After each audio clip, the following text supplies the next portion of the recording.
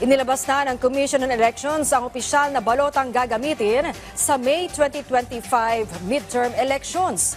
Magsisimula naman ang pag-imprenta ng balota bukas. Yan ang ulat ni Gab Villegas.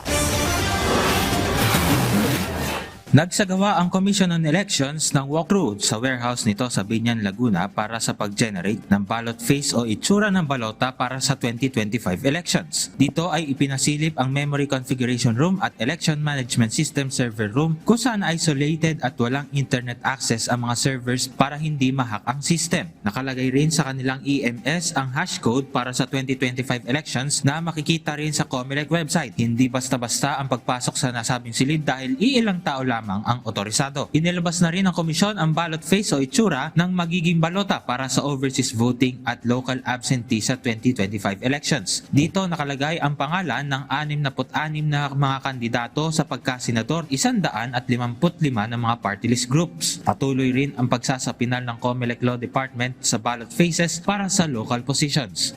Sinecheck po nila rin ang database mula sa ombudsman, lahat po ng decisions ini-implement po yan.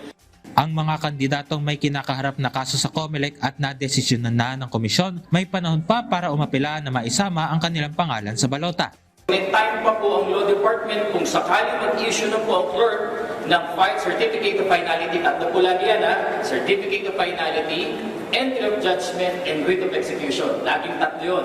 Pag nakapag-issue na po nun, that's the time na matatanggal ng Law Department yun. So ito pong nakikita namin periods din sa uunahin naman po natin ay ang overseas at ang local absentee voting. May sufficient time ang Law Department na mag-implement. Paano ang gagawin kung makakuha ng TRO? I-stay po siya sa balota.